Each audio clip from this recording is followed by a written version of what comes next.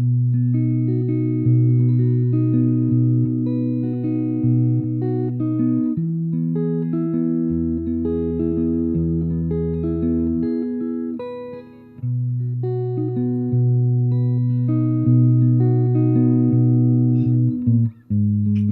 guys, I am so excited for this one. I just had an amazing conversation with Lucy Pearce, who is one of my heroes. Actually, I made a list, that list you make of if I can invite anybody to dinner and have a conversation with them, dead or alive, who would it be? I made one for this podcast, and top of the list was Lucy Pearce. And I emailed her and she said yes. And we just had a really, really meaningful and soul nourishing conversation. Lucy is the author of 10 books, including Burning Woman, Creatrix, Medicine Woman, and her newly published She of the Sea. She's also the founder of Womancraft Publishing, which has published some of the most inspirational books that are on my bookshelf and filling up my Kindle. So I fully enjoyed and feel really grateful for this conversation we had. And we talk about everything from dancing topless under the full moon to really finding our life force and doing what we need to do to feel embodied and authentic in this world. She talks about her recent diagnosis of having autism and how that presents for her, and mostly just being in a female body and our lived experience of being in a female body in this world. So I hope you enjoy this conversation as much as I did. Hello. Hi, Lucy. I'm so grateful to you for joining. Thank you. You're very welcome. It's lovely to meet you. It's lovely to meet you too. It's always so interesting when I speak to someone whose works I've read and whose books I've devoured, and you don't know me from anybody. So I always feel well, how do we kind of create this vessel where we can have a meaningful conversation, hopefully for both of us and the listeners. So I felt if you're open to it, just me sharing really how your books have impacted my life, I would love to share that with you. Thank you. So I will give you, this is a little bit enough about me, but so I moved from the East Coast in the States to Colorado about 5 years ago. And I had a very it's a successful fertility wellness acupuncture clinic. And I had connections with all the reproductive medical endocrinologists, and literally somehow had no connection to the womb. It was more wow. the uterus. Very much in my intellect as opposed to my bodies connect. I felt it a little bit, but didn't trust it. And kind of recognized when I moved to Colorado, I had some teachers that in working with the yin and the yang, I recognized I was totally disconnected from the feminine. So I started looking for some books and, found some. And I felt so many of them were I felt maybe I was just registering them in a different way, but was kind of be softer, be more flowy, be more fluid. And I was this Aries, young, fiery, always kind of felt too much, too big. So when I read Burning Woman, it was the first book that I was oh yeah, I could tap into this and there's a reason for this. And it was kind of I feel it should be mandatory reading for all women and girls to kind of understand the history of being a woman on this planet. I had knew kind of about the witch hunts and the witch trials and the burning times, but I read a quote recently that was the biggest scam of all of history was that they killed 9 million women and got us to believe that the women were bad, not the ones doing the murdering. So yeah. That is a really good way of putting it. Yeah. Right. Completely. Yep. So thank you. And I just read, thank you for sharing this, your beautiful She of the Sea. You're one of the very first people I ever was like, this is an honor, and I do not take this lightly. So thank you. Is it out yet, or it's still? Well, that's why I'm looking quite as stressed as I am. We've just been packing up and relabeling orders for the last 6 hours. So the Irish orders are out and everybody else's orders are going out tomorrow. So it's almost 400 orders going out around the world. Oh my gosh. Yeah. Well, I feel like I felt myself wanting to say, like, this book was like the medicine I didn't know I needed, but actually it was the medicine that I knew I needed and had been craving. And it was like, you know, I mean, I want to talk about that a little bit more, but just I'm like curious about your kind of coming into this work, because my assumption is that, and I could be wrong, but that I don't think many of us had like women in our lives who were kind of embodying the feminine.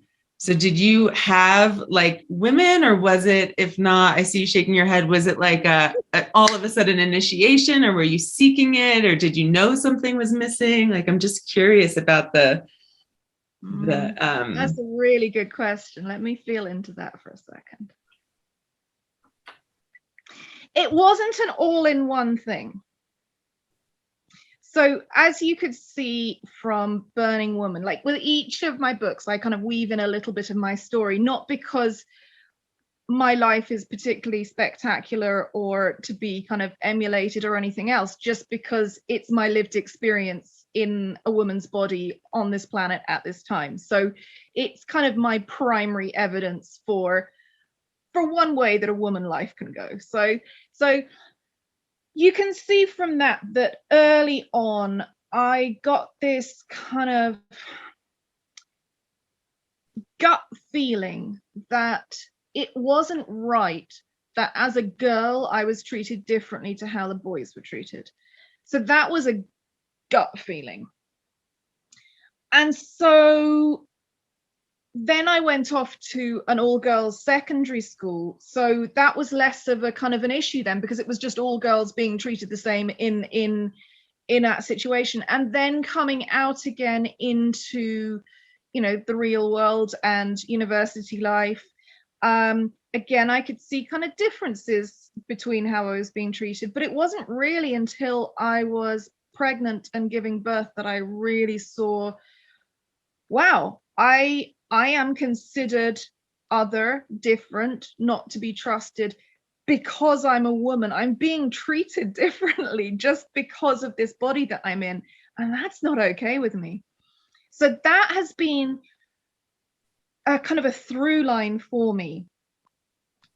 You know, you could call it political, you could call it feminist, and it is those things.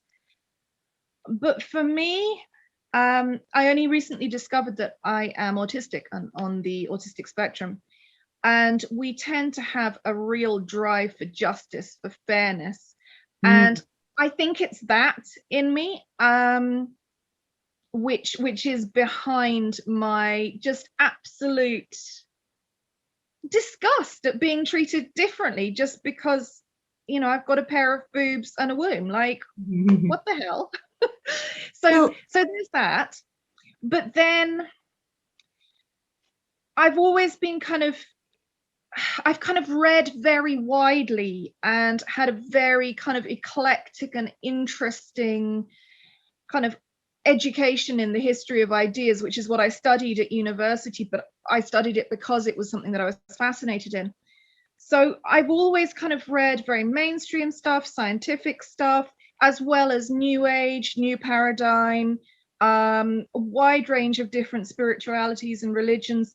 So what I've really always wanted to do is to kind of bring together what seems to me to fit well together, regardless of where it comes from, because I really feel like as a species, we are really limited by, we all kind of are in our own little kind of cells of knowledge. So if you're academic, you'll only read academic stuff. And I was very academic. You know, if you are a Christian, you'll only read Christian stuff. And I just think there's so much knowledge and insight there from so many different minds and lived experiences, that could we not all just get out of our boxes and actually start weaving this wisdom that our species has put together over millennia? Could we not actually start making some sense out of it and living into it, rather than just staying in our own little intellectual safe places and kind of having strange little jousting matches between them? I was done with that. So those two threads I'd say would be the biggest impetus for my work, and a real, I would call it utopian belief that we can actually make things better. You know, we can actually live into this wisdom that we have been gifted with by all these wonderful minds that have come before us. And why not try applying that? Why not try living into philosophy, living into this insight that people have had for all different reasons? And then, so I was interested in the more female side of the gender spectrum stuff. And interestingly, starting out, my impetus was very much to try not to, there was a lot of interesting books in goddess type work, but it didn't resonate with me. That wasn't my world. I wasn't interested in it. So I wanted to kind of bring out some of those ideas without the kind of the capital G goddess that I found off-putting. The irony of this is that I've found myself becoming more and more drawn towards that.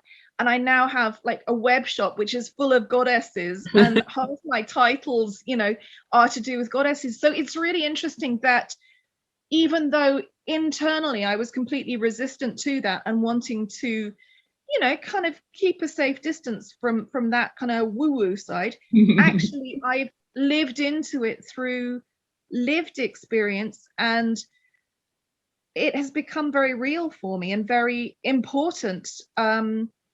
So it's been interesting, because a lot of people start out, I think, when they start writing or making a creative body of work, often having maybe a spiritual background or some sort of dogma that they want to share and spread. And I was the opposite. I was trying not to do any of that. And I found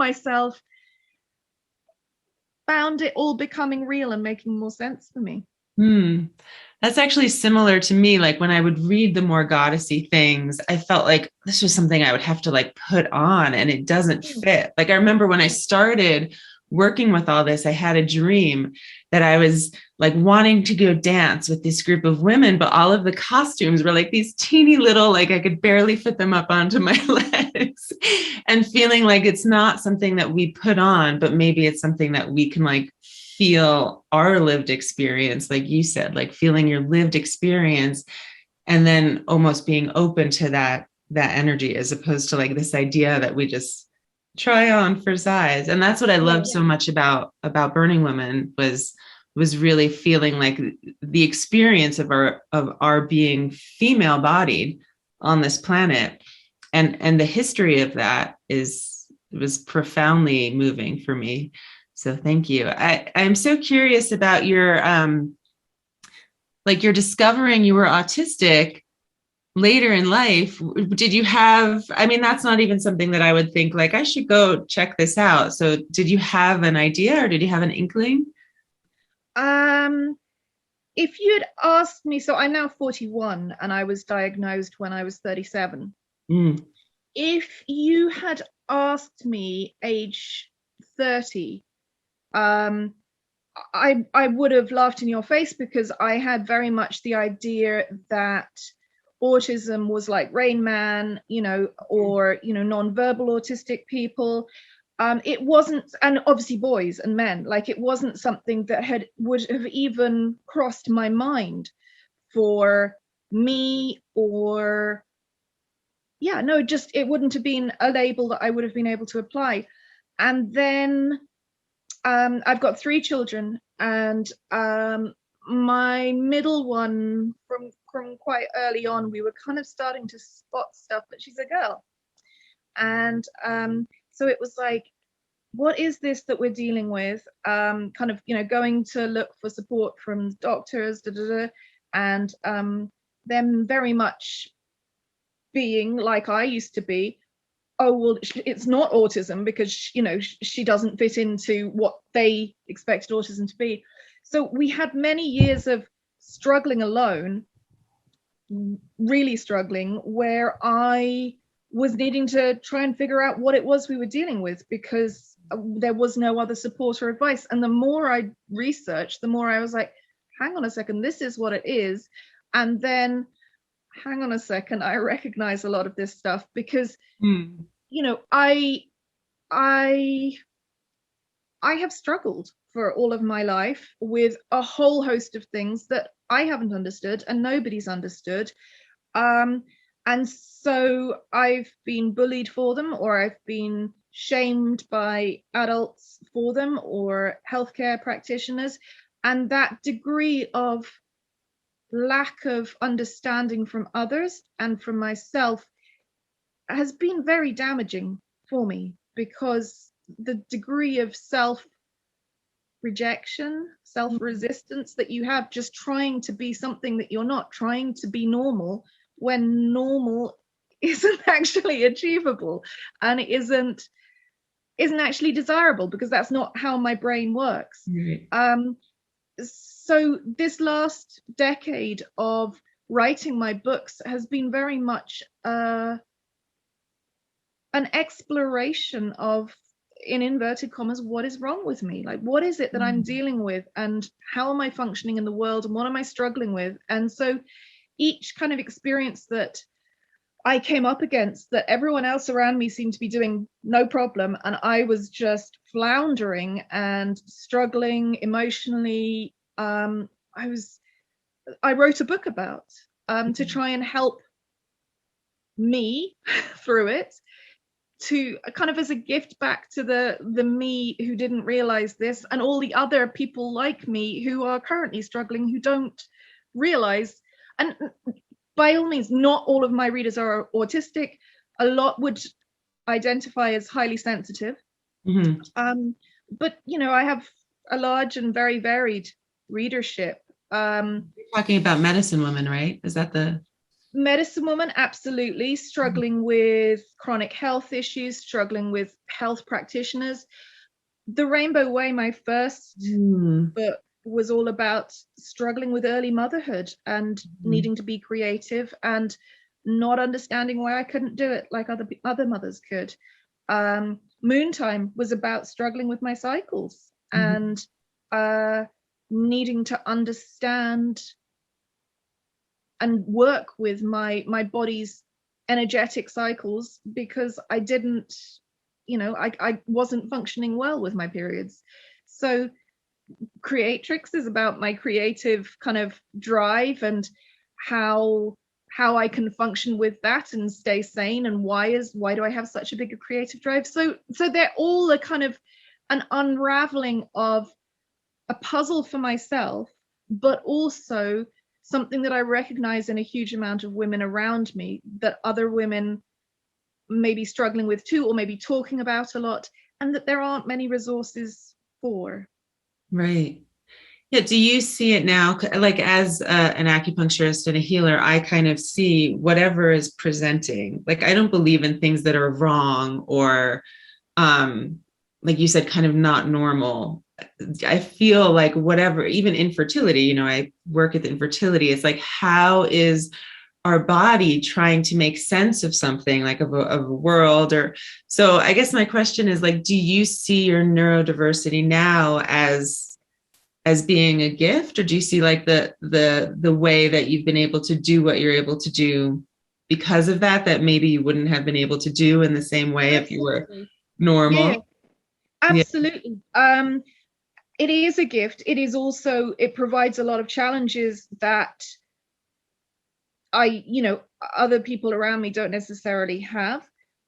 So it can mean that I have to navigate a little bit differently and more carefully. But knowing now what I'm dealing with means that I can do that. It means I've got tools and skills to know, rather than just overriding what my body's telling me because I'm frustrated at it, because I don't understand why it's doing what it's doing.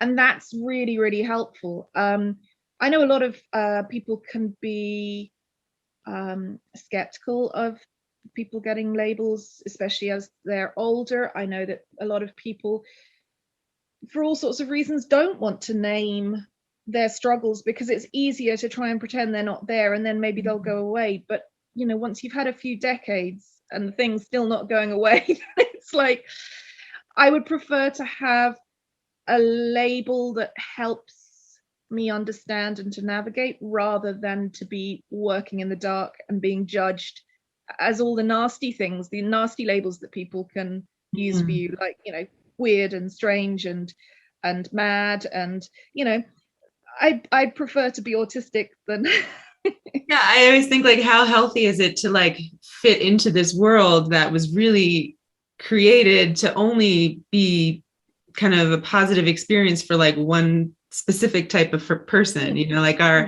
when we look around, if we're sensitive to what is going on, it's like, what are we doing? You know, just keep going, be productive, you know? Yeah. So one of the things that I really recognize in you is like this, that I struggle with personally, is this capacity to like feel everything and then manage to like bring it up into like these perfect words and like share it. Like I get stuck in the like, I feel everything, but I can't get the expression, you know, like the perfect word. And you talk about a little bit about like the language and the words and your kind of love of words. Yeah, okay. So what you said is really interesting, because I don't find the perfect words either. I find words and then I adapt and polish and change those words. But you can read my Amazon reviews. There's plenty of people who'll tell you that I don't find the perfect words. You read those reviews? I would avoid those reviews. You know, it's really, yeah. So I am a big believer, as you said, in finding language for the unseen and the unspoken, to help us navigate, to understand the inner terrains that otherwise goes unseen. And it is a skill. I know that not everybody can do it, but it's also something that you can improve through practice, and something which, like, I found it really interesting when you were talking about that dream you had. One, that you had identified that as a really important dream psychologically, and then two, that you were able to absolutely get to the heart of, you know, the symbolism behind the small clothes, for, you know, the costumes, which equals performativeness. It doesn't equal someone being authentic if you've got to put on a costume, and the fact that they were too small, that they were constricting. Like, just there, you managed to go from something that had happened in a different state of consciousness into waking consciousness, and then managing to articulate that, identify those images through words, and then communicate them to me. So I'm sorry, I don't believe that you can't do it. Thank you. Yeah, I do love dream work. But I think that's what it is. That's all I'm doing. It's just I'm doing it from different states of consciousness. Sometimes it's from lived experience. Sometimes it's from, you know, images that come up that I draw. Sometimes it's from dream work. But that's all it is. It's just, it's finding the image that goes with the feeling that's inside. Yeah, I think about, so we're about the same age. I'm 42. And I think that you began your Womancraft Publishing, was it 10 years ago?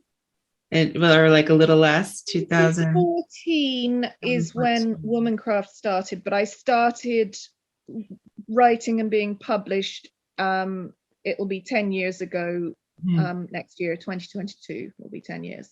Did you have a hard time? Oh, happy anniversary. Congratulations. Did you have a hard time finding, like, did you start the publishing company because you felt like there needed to be more books for women, or was it hard for you to find a publisher for your works? I went around various kind of more new age publishers because they were the best fit for me, even though I'm not that new age. Like, some people who don't like my work will immediately put me in the new age bracket, and there are new age threads, but I'm actually not that new age, and so I don't really fit with them either. So it was like, where do I find a place that my voice fits? And I tried a few. I got a publisher. I didn't enjoy the publishing experience with that particular company, and just thought, you know what? I've been a magazine editor for 6 years now. I've self-published 2 books whilst waiting for this book to be published. I think I've got enough skills and tools to be able to do this and have creative control over my work, to have financial control over my work, to earn properly from it, rather than the pretty crappy stuff that I got from the publishing. And I was like, you know what? Then I have full integrity over my voice and what I need to write. I'm not going to have somebody else telling me, it's going to have to be shaped this way or that way. I can decide that based on the market, based on my readership, but I get to make that decision. And I'm really, really glad that I've done that. I mean, so many things in that. Half of my bookshelf and like most of my Kindle is from Womancraft Publishing, the different authors. So. And also, I mean, whenever I talk to someone, I'm like so curious about your astrological chart, because I'm like, you've got some there's so much it's almost like you're taking the bull by the horns, like you're just going to do it and own it. Yeah, but I have this really weird combination. Okay, so I have that burning woman Yeah. I'll flip and do what I want, and I'm gonna if I can't find a way, I'll make a way. I have that. And I also have an absolute terror in me which floors me, which I can't leave the house for weeks. I can't talk to people. I don't function. Degrees of anxiety, not just a little bit kind of nervousness, the full scale crippling anxiety and depression. And so it's a really interesting balance, because I have to constantly try and balance those two sides of me, the side that wants to go out and create and engage with people, and the other side that gets exhausted really quickly, that is terrified of the world, that is terrified what everybody thinks of me, which doesn't like being judged, which just wants to hide and be really, really safe. And it's a really weird combination to have to manage, especially if you're putting creative work out there, which is your living. Like, how do you do that? Yeah, one of the things you said, I think it was in Burning Women, you said, like, here's this book, but also I don't want any of the other parents at the bus stop to know that I wrote this book. Which I kind of feel sometimes that like, here I am, but like out in public, it's okay to just kind of. Oh, I go around up my local area when people have found out that I've got a new book out. They say, oh, what's it about? And I start telling them, and I say, please don't get it. It's really weird.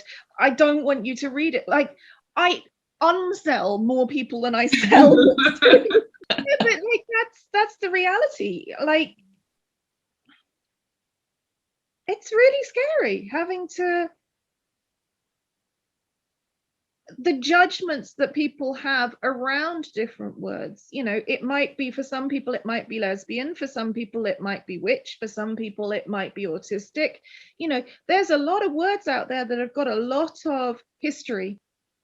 History of shaming people, history of shutting them down, history of not believing them, history of attacking, bullying. Like, it's really scary to own those things and to discover to discover that those things are within us, and then that we have to navigate the history that comes with it and the cultural baggage that comes with it, when really it would be much easier if we could just be, you know, cookie cutter, normal, same as everybody else, not have to navigate that stuff. Like, it would be much easier to not be a witchy sort of woman. But one, we are very lucky in the cultures that we live in that probably more than any other time in history we are safer. Mm-hmm. Never say one, because then you can't remember two. Or you could do like 1B. No, I really couldn't. Yeah. So I mean, I guess what I want to say is that that's when you know that something is authentic for somebody rather than performed, because often they will do anything to try not to be that thing which they find within them. Actually, that is most scary. Whereas somebody who is performing witchcraft, somebody who is performing whatever other kind of slightly scary label there is out there, won't mind, because they're wanting the attention, they're wanting, the ego wants to be recognized, it wants to be seen as a rebel. Whereas if this is your deepest and most authentic expression of yourself, then that's really scary to share in a world that isn't usually very respectful of these things. Mm-hmm. Yeah, it's interesting. That was one of the fears that came with it were like, oh, you know, what that might mean for people, right? Like that I'm dark magic, or that I'm, you know, casting spell, you know, whatever it is. But the biggest fear was like, well, if I say this out loud, people might think that I'm like making it up to be perceived a certain way, which was almost the scariest part of all of it, was like, well, it's easier just not to say anything. But there is something about taking back ownership of that word, or any word, you know, whether it's lesbian or autistic or witch, like you said, or anything really. It's like, which is almost what I feel like when I want to talk about She of the Sea, but it's almost like embodying what that means no matter what, and taking back ownership of it, rather than allowing for it to be all of the projections and all of the ideas. It's like, and we do live in a time where, like, you know, what's the worst that can happen? I don't want to jinx myself by saying what's the worst that can happen. It can happen online, and horrible shit can happen. But it's like the online meanness. I mean, I'm actually curious about the reviews you mentioned, because I'm like, if someone's going to be mean to me online, like, that's not my people, you know, that's not the people that I have connections with, the people who know me. So I am curious about your online reviews. Do you take them to heart, or do you, when they're just nasty? It's like a stab in your guts. And it's not like I go looking for them. Like, I go onto Amazon to copy and paste the link to the book, and you spot that you've got up on your most popular review is a 1-star horrific thing. And I mean, number one advice is don't go looking at your own reviews. But sometimes they find you. And you were saying something that I really wanted to step into. Can you backtrack me a second? What did I say? Well, I was talking about how the words and She of the Sea and authentic things. Oh, of like embodying what it is to you and just taking ownership of it. Rather, or maybe I could talk about what I was thinking about and it will come to you. Would that? Yeah. Okay. So what I was thinking when I was reading She of the Sea, I get chills. I wore blue for you today. But so I was kind of thinking about like the fire, and I also see burning woman as a very like wood element, like of I work in Chinese medicine, so the elements are really strong. But I felt like if Burning Woman was like this feeling of really like taking back your power, like taking back and kind of fighting like the structures and the dictates and naming all of the things that have like commoditized, is it commodified? Whatever. Our bodies, and like breaking them off, like bursting them off. And it was felt like a fight, an active fight. And then She of the Sea kind of felt like coming back into the energy and the power and like the embodiment that would be there and is there, but would be there if none of those things ever existed. It's almost like coming back into, it was what it felt like for me, like just this. I like that. Like, yeah. It is the primal feminine, that doesn't need to fight, that is wild and powerful and strong. And also the maternal, the sea as primordial womb, as a holding space, and allowing us to let go of the fight and learn to flow and float and be held. Really interesting. I love it so much. I mean, it's kind of what I've been up to in my life, and trying to be up to, or feeling like I just had a conversation about someone about like, I don't feel like an activist. I don't kind of identify as an activist. And yet I feel like in choosing the feminine and choosing pleasure and choosing joy and like choosing not to be a part of this machine, I recognize that it's a privilege that I am able to have the time and the space and the, financial okayness to do that. But also that I feel like that is what is needed to like somehow break free from this patriarchal, like, it feels like just a machine. And I think that's why so many of us don't have the privileges, because if we all had the time and the space to like live in our pleasure and flow, I think this patriarchal kind of structure would fall apart, which is what I'm hoping. It's very much sustained by force. It's sustained by all sorts of physical force. And the more places in your own life that you can choose not to engage that on yourself, because many of us don't have the privilege to not do that in our working lives, for example. But in your own head, in your own time, you can absolutely not put yourself under undue force. And that internalized patriarchy, the more and more people who don't buy into that in their own bodies, in their own minds, on their own time, they will find ways then to say, actually, I'm not going to engage with that in my work life either. Actually, I'm not going to engage with that with a medical practitioner either. But it starts within, by seeing how much we have internalized the shaming, the silencing, the forcing, the pushing. Once we realize how much we've internalized that is the beginning of getting our power back from the system.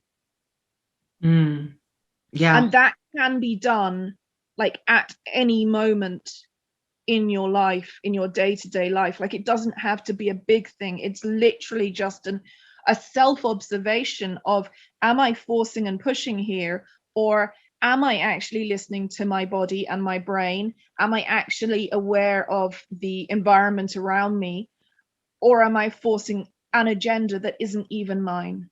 Mm-hmm. Yeah, for many of the women I work with, it's like, where is that I almost see it as like an avenue in, like if we're just kind of like spiraling around this, it's like, where's the block? And for many of us, it's like our bodies and trying to fit our bodies into this like certain ideal. In my world, it's infertility, which I kind of see as our body's like natural and even healthy response to like living in this world where we're trying to fit into this box that's this big. So it's like, where are the ways that we could break out of that and feel? I think for so many people, it is gender, it's, just the ways where we're not fitting quite right. It's like, that's our opportunity to like explore. That word that you just used there, you almost threw it away. You said, and feel, and then you kind of let it, but that is it. When we can allow ourselves to feel, that is our way in usually, because most of us, most of the time, and I'm including myself in this, will numb ourselves on every level we can so that we don't have to feel what we're really feeling. We'll do it through phones, we'll do it through screens, through Netflix, through eating, through smoking, through drug taking, through keeping ourselves so busy that we can't feel, we can't think. And because we're too scared of what's going to happen when we feel all that stuff that we have been stacking up, unable to deal with. And nobody wants to deal with that stuff. And so we will do everything we can to avoid what we have put into the unconscious, into the shadow. But that awareness to feel, that is usually the way in. And what we will find when we begin to feel is the feminine that has been silenced by the patriarchal system, that has been silenced for being too much of this, not enough of that, too noisy, too large, too big, too demanding, not pretty enough, not polite enough, not, it's all the things that we were supposed to be that weren't. That is what we'll start to discover before our traumas and everything else that have happened to us as individuals. We will find that not enough stroke too muchness will just be there, wanting our attention, wanting to be seen, to be witnessed.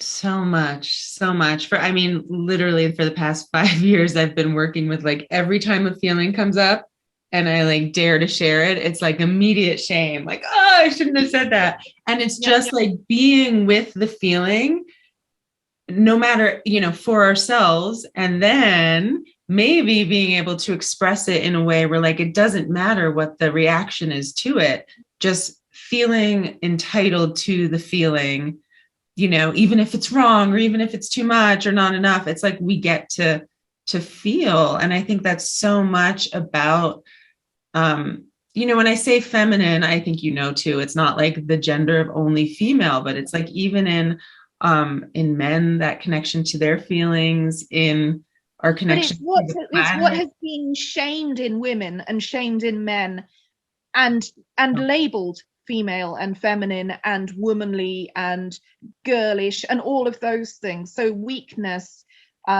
emotionality, all of those things, that is what we're talking about when we talk about the feminine. And it's absolutely nothing to do with gender. It's just that it's the easiest way to kind of to put your finger on it, because everybody knows what you're not supposed to be in our culture, whether you're male or female. Everybody knows that. So it's kind of, that's why I still work with that, which is very un 2021.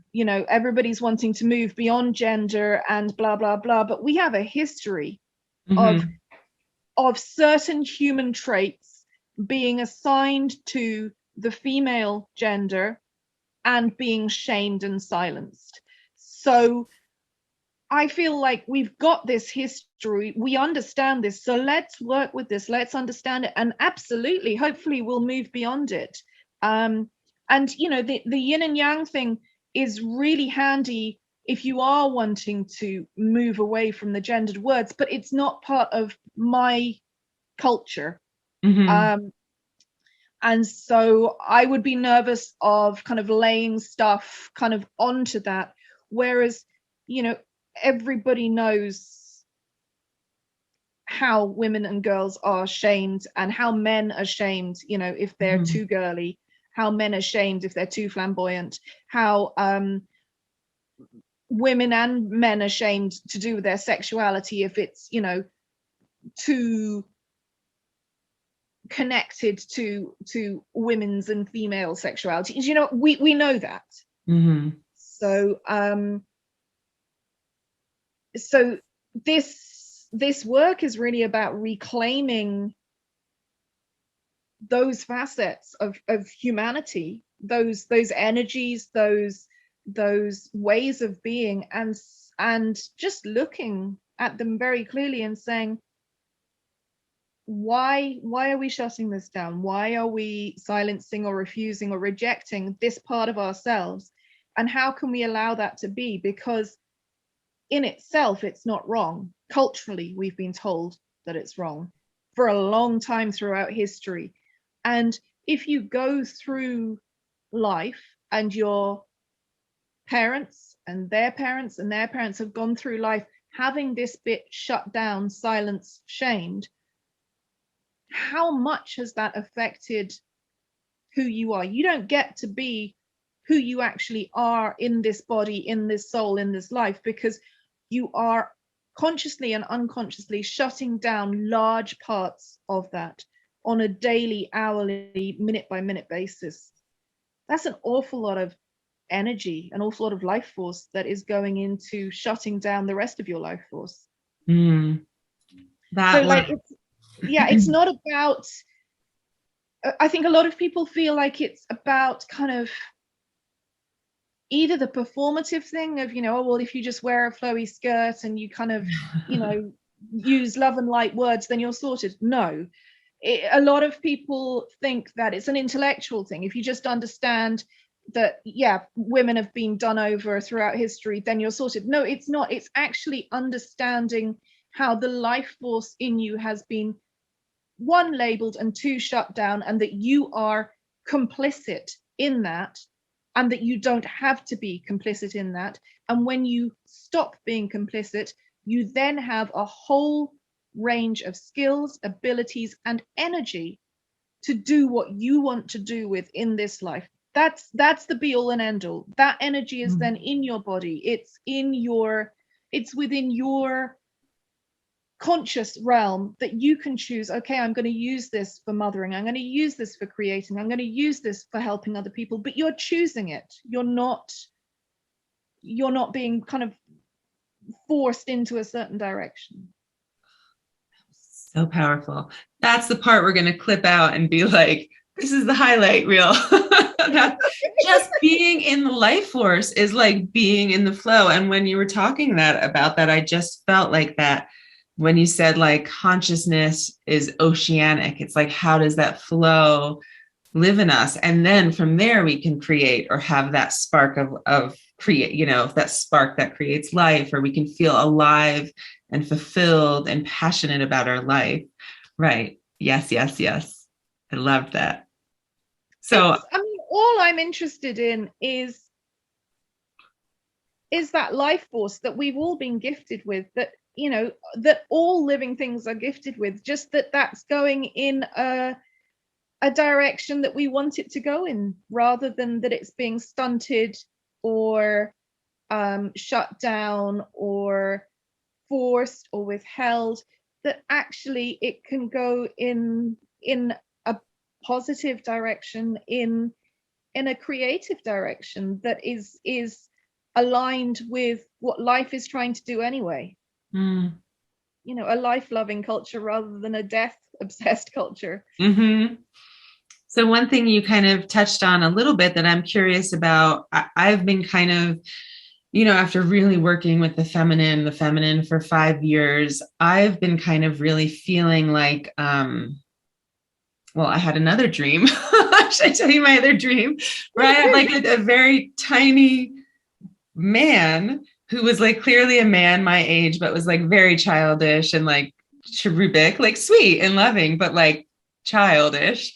And it kind of made me look at my own internal masculine, maybe like an immature masculine. And I'm like, what even does a mature masculine look and feel like?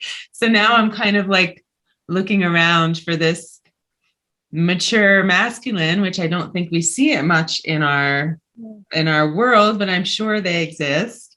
So yeah, I was just curious if, like, in all of your work in the feminine, do you feel a call to explore the masculine, or is that like not necessarily in your field? Well, it's really interesting because I also had a dream about the masculine about, I'd say, 10 days ago. So often in my work, I talk about the dark masculine that appears quite often in my dreams, the kind of the patriarchy embodied, really, the scary masculine, you know, the rapist, the murderer, the stalker, the attacker, you know, that dark, insidious masculine energy that has, you know, has turned violent and has lost contact with the life instinct.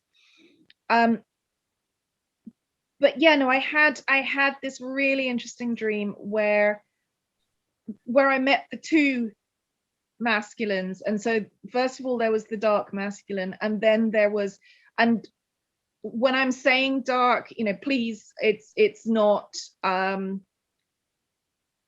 it's hard to even explain, but it's not a racist thing. I go into what the dark feminine is, in Burning Woman in great detail. I kind of feel like I'll take us off a side cliff if we go there. But so there was that masculine, and then there was, again, he was an immature, he was a kind of a, you know, 14, 15-year-old, just emerging as himself, but very, very unsure and uncertain of himself, masculine, but with so many beautiful masculine qualities. And it was just really interesting that he was there, and he was, you know, kind of shy and nervous, and but just about to kind of blossom into it. So yeah, I've been having the same dream and working a lot with the masculine at the moment through my art, because for me the inner critic is very much masculine, which isn't the case for all women, I know, but for me it is. And so very much my inner critic wants to shut down my feminine because, you know, it's not safe, you know, you're going to get burned at the stake, basically, you know, in a kind of a more modern way.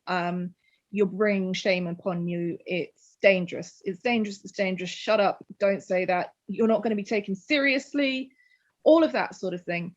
So I'm trying to kind of dig down into that through my art, kind of trying to find the roots, because, you know, I've done a lot of kind of critic work over the years, but still it's there, and still it's insistent, still it really, really finds me talking and writing about the feminine deeply dangerous and shameful, and it would really prefer that I didn't. Wow.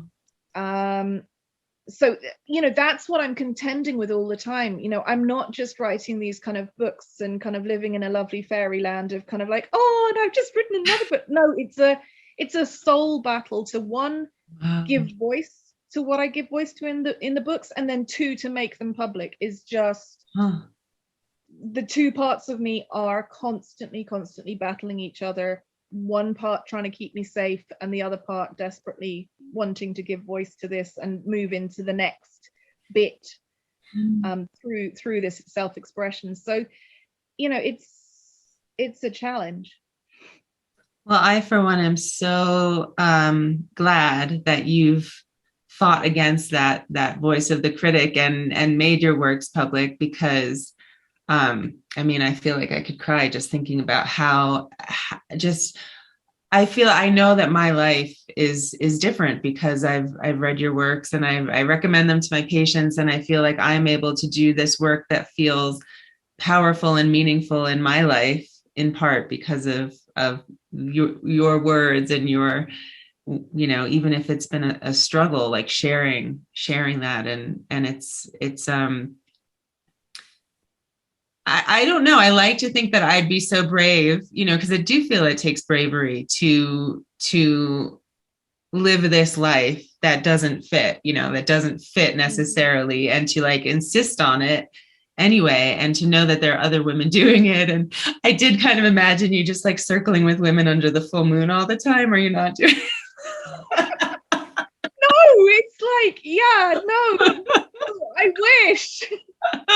topless? I'm too scared to take my drum down to the beach because what will the neighbors think? And no, like each thing is such a brave thing. Like for Burning Woman, just 3 of us dancing naked round a bonfire was like the biggest deal in the world. And then to celebrate its launch, I was invited over to America by I have this like fairy godmother mentor who appeared in my life at my first book. I know she's real because I've met her. I tell you, like she's plugged into some sort of, she appears whenever I need her. Anyway, she invited me to America. She made it possible for me to go to America because she wanted to celebrate Burning Woman, because she knew psychologically and on a soul level how big a deal birthing that book was for me. Like I was convinced I was going to die rather than it was going to launch. It was that degree of terror. And so 3 days into this event, there was a bonfire at night, and she told me before it that there was going to be no naked bonfire dancing, Lucy. And so I took her seriously because she didn't want the neighbors to Anyway, so we got to about 11 o'clock at night, and she said, "Lucy, it's time." And I was like, "What?" Said, "You can take your clothes off and dance around the bonfire now." And I was like, "No, you told me I wasn't allowed to." So I carried on just dancing around fully clothed like everybody else was. There were like 250 women here, none of which I knew, but lots of who knew my work. Okay, so I was in that kind of situation. And so I went round a couple more times, and then she said, "No, Lucy, it's time." So off came the clothes, and 50 other women got naked and danced with me around this bonfire with a circle of fully clothed women behind us, just kind of cheering but it was just, that was an absolute dream. Like that weekend I got to do so many things that I'd only read about or I'd only practiced by myself. So I would love to live in a community where we all go and dance every full moon, but I live in a little rural village, and I have a circle of very dear women friends who, we have many different sorts of women's circles, reading groups and kind of deep talking groups and seasonal celebration groups, and they're wonderful and special, but like we're not drumming and dancing around bonfires, even though I'd like to, because we're all still a bit scared. Do you know what I mean? Like it's, some people can do that because of where they live and who they know, but even if you can't, you can hold that in your heart whilst you do the littler things, and then you can be really brave and occasionally do the big things. But it doesn't have to be an all or nothing thing. Like just because you don't know 8 other witches, it doesn't mean you can't do witchy things. Do you know what I mean? Like I think often as women we can be quite all or nothing, and oh well, everybody else is doing it properly and I'm not, so I'm not going to do anything. No, just do your little thing, do your whatever it is that your heart's calling you to do. Just do the first step of it, even if it's by yourself, even if it's just saying to just your closest friend, why don't we just try doing this or that. Just, you don't have to push yourself so far out of your comfort zone that your entire like brain and body shut down. You can do little steps towards what really matters to you and make that a part of your everyday life. I love that so much. Well, thank you, Lucy. I know you have your 400 orders of books to pack up and get out. So I really appreciate you taking this time to talk to me. I fully enjoyed talking to you. And I'm still like I just emailed you and asked you to be on, thinking like you're on the top of my list. Like when, you know, that thing, like, who would you invite to dinner? Anyone dead or alive? And you're like, Jesus. And I'm like, oh, Lucy. And you said yes. So thank you so much. I feel like this was such a gift. And I know that the listeners will also love this. I'll let you know when it's airing. It'll be a bit, but I'm so grateful to you. So thank you. Thank you. Your invitation was just, it was beautiful. And I was like, she sounds like my sort of woman. I need to talk to her. Thank you. Well, if you ever want to come out to Boulder, I have a lovely group of women and we'd probably dance around a bonfire as long as it's not fire season and drum. So, yeah. Thank you. Thank you so much. Good luck with the release of this beautiful book. I have it all printed out here, but it was such a gift to be able to read this. And I do feel like almost reading it was like a meditation of like getting into the body and into that oceanic consciousness, which we all, I think, are craving. So thank you so much. I'm really glad, because I was so scared of putting that book out into the world. So that it has touched you as I hoped it would touch people is a gift. That's actually validating to hear, because I've been like talking about a book for like years and I'm like, oh, I mean, who am I? Like, you know, nobody wants to hear what I have to say. So I'm not. Who am I? I'm just this woman who's, you know, sat in her house, who's got her 3 kids and is writing funny little books. Like, you know, I know 10 books in how your kids are under 10 or there, because I have a 10 and a 12-year-old and I don't think I could have written anything. They're 11 to 16. Wow. Yeah. So but I had to write them to stay sane. I had to write them to be alive, to navigate myself through to where I am now. It's just, but don't let the who am I thing stop you, because who are any of us? Like, you know, I remember when I was writing articles for parenting magazines, just starting out my writing career, and this woman said to me, but what's your qualification? And I said, I'm a mother and I can write. That's all you need.